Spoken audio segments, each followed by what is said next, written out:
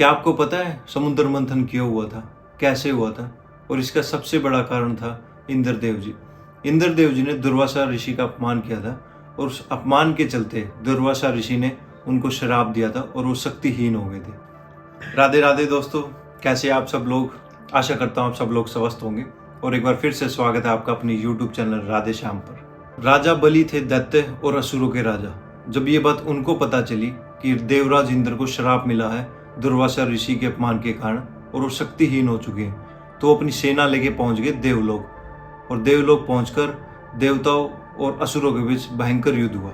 शंकराचार्य की मदद से असुरों ने देवता पर विजय प्राप्त करी और उसके बाद उनके देवलोक पर अपना अधिकार कर लिया। अब इंद्रदेव के पास कुछ बचा नहीं था, तो देवी देवता धीरे धीरे उनका साथ छोड़कर जाने लगे और स्वर्ग लोक में जितने भी रत्न थे उनको पाताल लोक उठा ले गए असुर। लेकिन जो स्वर्गलोक के रत्न थे वो उनको सिर्फ पुण्य आत्मा ही इस्तेमाल में कर सकती थी। अब देवताओं की हालत ऐसी हो चुकी थी कि उसका सॉल्यूशन सिर्फ और सिर्फ वैकुंठनाथ भगवान विष्णु के पास था।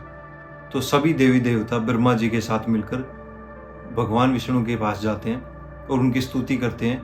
उनके प्रकट होने के बाद वो उनको अपनी समस्या बताते हैं। समस्या बताने के बाद भगवान विष्णु देवराज इंद्र को कहते हैं कि सबसे पहले तो तुम असुरों के साथ मित्रता कर लो, यानी बलि राजा के साथ जो हो तुम मित्रता कर लो।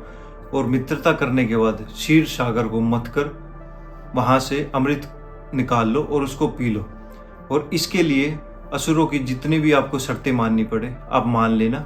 और उसके बाद जब अमृत बाहर निकल जाए समुद्र मंथन के बाद, उसको पीकर तुम इतने ताकतवर हो जाओगे कि तुम असुरों को हरा सको। भगवान विष्णु के आदेश अनुसार इंद्रदेव ने समुद्र मंथन से अमृत निकलने की बात बलि के सामने बताई और देवताओं के राजा के साथ बलि ने मिलकर ये समझौता स्वीकार किया और उसके बाद समुद्र मंथन का आरंभ हुआ। मद्रांचल पर्वत को मथनी बनाया गया और वासुकी नाग को नेति बनाया गया। उसके बाद भगवान विष्णु ने कछुए का अवतार धारण किया और अपनी पीठ के ऊपर पर्वत को रखकर उसका आधार बन गए। समुद्र मंथन आरंभ हुआ और भगवान विष्णु जो कि कछुए के रूप में थे, उनकी पीठ पर मद्रांचल पर्वत घूमने लगा।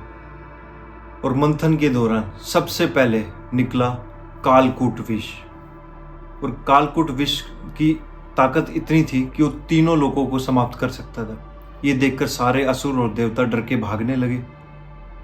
अब उसके बाद सबने शंकर को प्रार्थना की, भगवान शंकर को प्रार्थना की।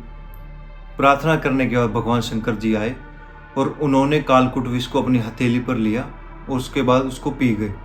पीने के बाद उन्होंने अपनी गर्दन से नीचे उस विष को जाने नहीं दिया। उसी वजह से उनका जो कंठ है आज तक नीला है और इसी वजह से उनको नीलकंठ भी कहा जाता है। अब विष को तो भगवान शंकर ने पी लिया और उसके बाद मंथन को दोबारा आरंभ किया गया। उसके बाद दूसरा रतन निकलता है कामधेनु गाय। कामधेनु गाय को ऋषियों ने रख लिया। उसके बाद निकलता है ऐरावत हाथी और ऐरावत हाथी को रख लेते हैं देवराज इंद्र देवराज और उसको अपना वाहन बना लेते हैं। उसके बाद निकलते हैं कल्प वृक्ष और पारिजात वृक्ष और उसके बाद निकलती है रंभा नाम की अप्सरा। अप्सरा के बाद निकलती है महालक्ष्मी जी और सबसे आखिर में निकलते हैं धन्वंतरी वैद्य। धन्वंतरी वैद्य निकलते हैं अमृत का घड़ा लेकर। धन्वंतरी के हाथ से अमृत के घड़े को असुरों ने छीन लिया और आपस में लड़ने लगे। ये सब चीज देखकर देवता बड़े दुखी हुए क्योंकि उनके पास इतनी शक्ति नहीं थी कि वो उनसे लड़ाई करके वो अमृत का घड़ा छीन ले।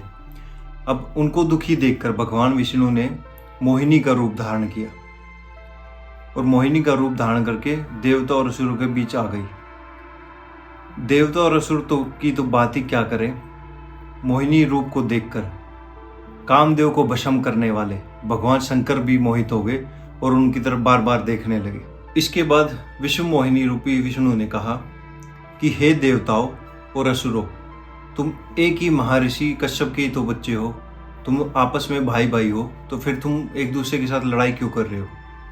अमृत के घट को आराम से बैठकर बांट कर पी लो। इससे असुरों को बड़ा विश्वास हुआ मोहिनी पर और वो मोहिनी को घट देकर कहते हैं कि आप ही हम सब में बांट दो इसको। तो मोहिनी ने उसको बांटना शुरू किया। सबसे पहले देवताओं को अमृत पिलाना शुरू किया क्योंकि विश्व मोहिनी के रूप को देखकर सारे असुर जो है ना मदहोश हो चुके थे और अमृत का पीना भूल गए थे।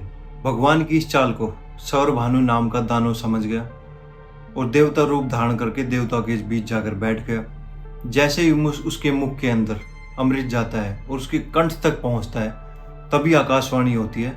सूर्य और चंद्रमा कहते हैं कि ये सौरभानु दानव है। तत्काल भगवान विष्णु अपना सुदर्शन चक्कर निकालते हैं और उसका सिर धड़ से अलग कर देते हैं। अमृत के प्रभाव से उसका सिर और धड़ राहु और केतु 2 ग्रह में बन जाता है और वो अंतरिक्ष में जाकर स्थापित हो जाते हैं। और इसी वैर भाव के कारण आज तक चंद्रमा और सूर्य ग्रहण होता है। इस तरह देवताओं को अमृत पिलाकर भगवान अंतर ध्यान हो जाते हैं, वहां से लुप्त हो जाते हैं। और जैसे ही भगवान विष्णु वहां से लुप्त होते हैं, दानवों की जो मदहोशी वो खत्म हो जाती है। खत्म होने के बाद वो देखते हैं तो उनको बड़ा क्रोध आता है कि सारा अमृत जो है वो देवता पी चुके हैं।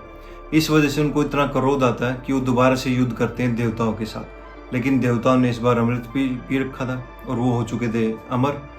तो इस लड़ाई में बलि, जो कि दानवों के राजा थे, उसकी पराजय होती है और उसके बाद इंद्रदेव भगवान को उसका देवलोक वापस मिल जाता है। तो दोस्तों, ये थी समुद्र मंथन के बारे में कुछ बातें। आशा करता हूँ आपको पसंद आई होगी। हम मिलते हैं आपसे नेक्स्ट वीडियो में। तब तक के लिए आप सभी को राधे राधे।